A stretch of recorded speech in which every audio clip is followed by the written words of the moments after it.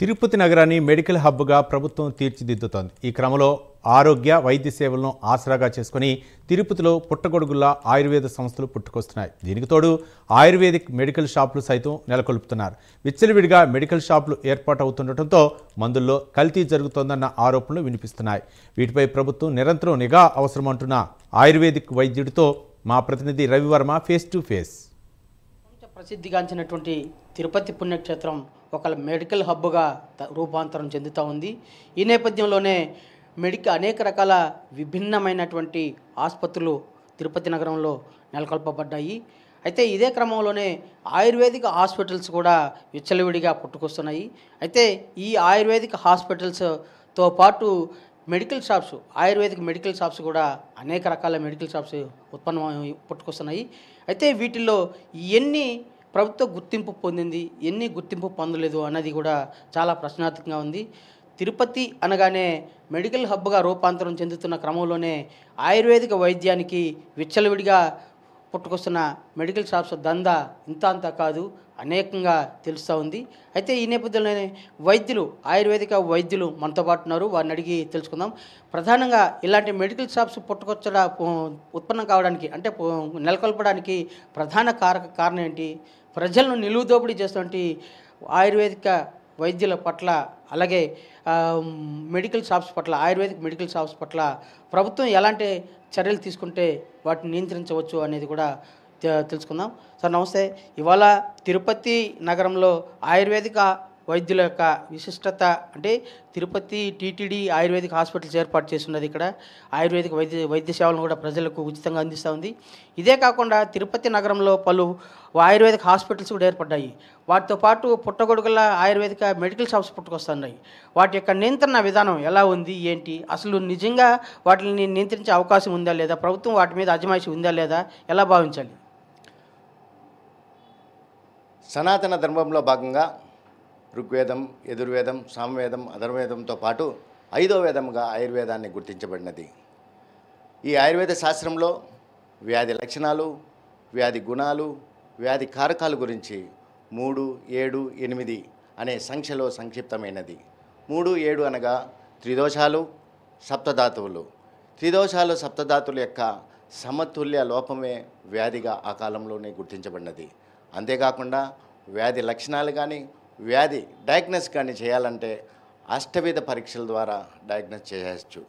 ఇలా డయాగ్నోస్ చేసిన వ్యాధికి సంబంధించిన ఔషధాలని ఆ కాలంలోనే 5000 సంవత్సరాల క్రితమే సుశుద్ధుడు, చరకుడు, వాగ్భటుడు లాంటి మహానుభావులు, ఆయుర్వేద శాస్త్రజ్ఞులు కొన్ని పుస్తకాల్లో నిక్షిప్తం చేసి ఉన్నారు.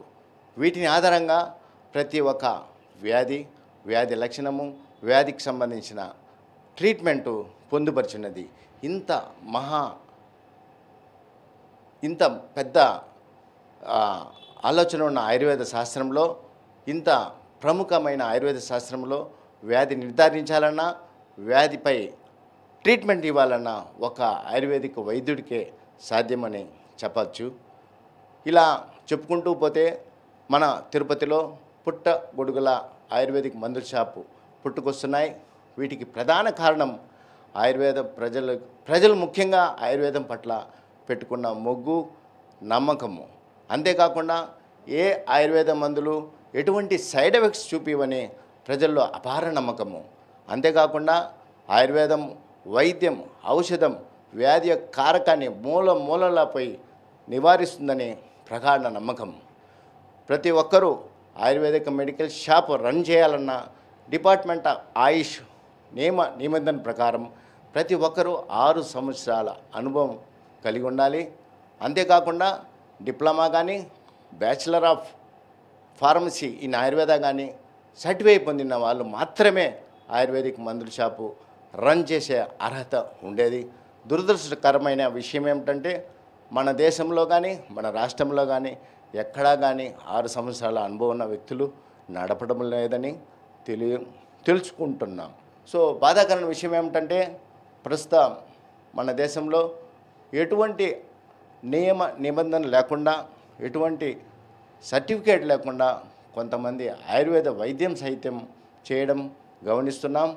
అంతేకాకుండా ఇంకా బాధాకరమైన విషయం ఏమిటంటే కొంతమంది ఆయుర్వేద వైద్యులు సైతం కొన్ని రకాల ఔషధాల్లో స్టెరాయిడ్స్ లాంటి మందులు, పెయిన్ కిల్లర్స్ లాంటి మందులు ఔషధంలో మిక్స్ చేసి విక్రయించడం గమనిస్తున్నాం.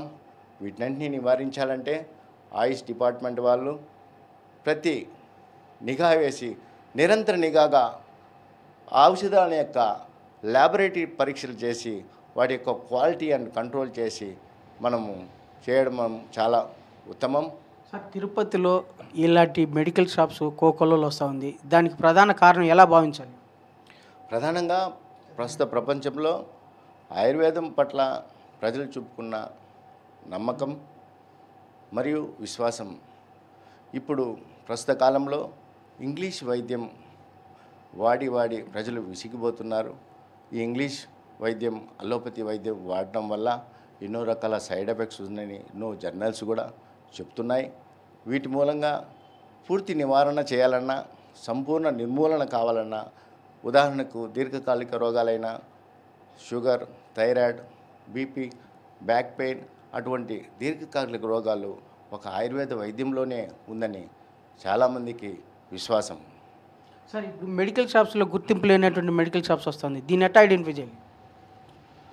కొన్ని రకాల గుర్తింపు లేని ఆయుర్వేద మందుల షాపు నడుపుతున్నారు.